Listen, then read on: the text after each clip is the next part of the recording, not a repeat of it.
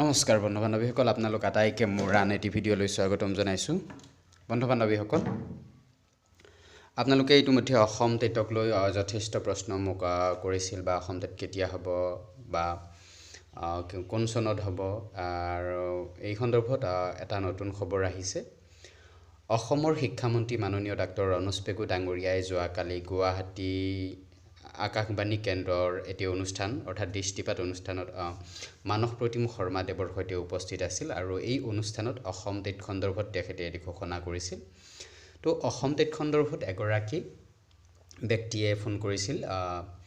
Assam TET অৰ্থাৎ high school TET কেতিয়া অনুষ্ঠিত হ'ব আৰু তাৰ উত্তৰত অসমৰ শিক্ষামন্ত্ৰী ডাক্তৰ ৰনোজ পেগু ডাঙৰীয়াই তাৰ প্ৰত্যুত্তৰ হিচাপে কয় যে অসম টেট বা হাইস্কুল টেট নিয়মিতভাৱে অনুষ্ঠিত হ'ব কিয়নো যেহেতুকে একাংশ শিক্ষক বছৰি অৱসৰ গ্ৰহণ কৰে আৰু সেই অৱসৰ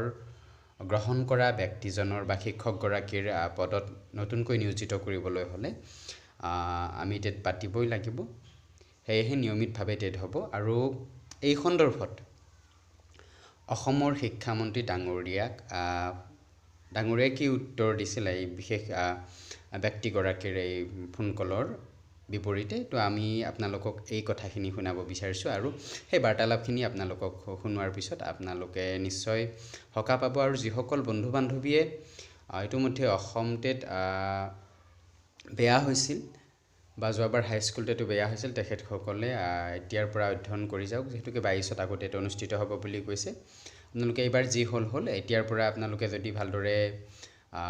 আগৰ সিলেবাসখিনি চাই যাব সিলেবাস মই ভাবো সলনি নহয় গতিকে আজিৰ পৰা যদি অধ্যয়ন কৰিছে আপোনালোকে নিশ্চয় সফল হ'ব পাৰিব আৰু এটা ভাল মাৰ্ক পালেহে কিন্তু এই এগৰাকী শিক্ষক হিচাপে নিয়োজিত হ'ব পাৰিব কাৰণ এতিয়া মাৰ্কৰ যথেষ্ট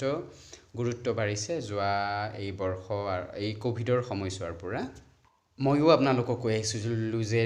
টেট অনুষ্ঠিত হ'ব গতিকে আপোনালোক হতাশ নহ'ব যিসকল বন্ধু বান্ধৱী বিএত উত্তীৰ্ণ হৈ আছে তেখেতসকলে আজিৰ পৰাই অধ্যয়ন কৰি যাব পাৰে তো বন্ধু বান্ধৱীসকল আপোনালোকক শিক্ষামন্ত্ৰী ডাঙৰীয়াৰ সেই বক্তব্যখিনি শুনাব বিচাৰিছোঁ তো আহক শিক্ষামন্ত্ৰী ডাঙৰীয়াই কি কৈছিলে এই সন্দৰ্ভত হেল্ল' স্যাৰ নমস্কাৰ স্যাৰ পুনৰ হাইস্কুল টেটৰ সম্ভাৱনা আছেনে বাৰু কি ক'লে স্যাৰ পুনৰ হাইস্কুল টেট সম্ভাৱনা আছে টেট পৰীক্ষাটা নিয়মিতভাৱে হ'ব স্যাৰ হাইস্কুলৰ হ'বনে হ'ব পৰীক্ষা হ'ব 22ত হ'ব নেকি বাৰু হ'ব কাৰণ আমাৰ প্ৰত্যেক বছৰে একাংশ শিক্ষক অৱসৰ গ্ৰহণ কৰে সেই খালী পদবিলাক আমি পূৰণ কৰিব লাগিব কৰিবৰ কাৰণে আমাক টেট কোৱালিফাইড টিচাৰ লাগিব গতিকে টেটটো আমি পাতিবই লাগিব তো বন্ধু বান্ধৱীসকল ইমানেই আছিল ভিডিঅ'টো আকৌ যিহেতুকে টেট অনুষ্ঠিত হ'ব আপোনালোকে এতিয়াৰ পৰা আপোনালোকৰ অনুশীলন আৰম্ভ কৰি যাওক আশা কৰোঁ আপোনালোকৰ ভাল হ'ব সকলোৰে মই আপোনালোকৰ সাহস হিচাপে আপোনালোকৰ কাষত সদায় থাকিম তো বন্ধু বান্ধৱীসকল ভিডিঅ'টো ইমানেই আছিল যদি ভিডিঅ'টো ভাল পাইছে তেনেহ'লে লাইক কমেণ্ট আৰু শ্বেয়াৰ কৰিবলৈ নাপাহৰিব লগতে চেনেলটো ছাবস্ক্ৰাইব কৰি দিব ধন্যবাদ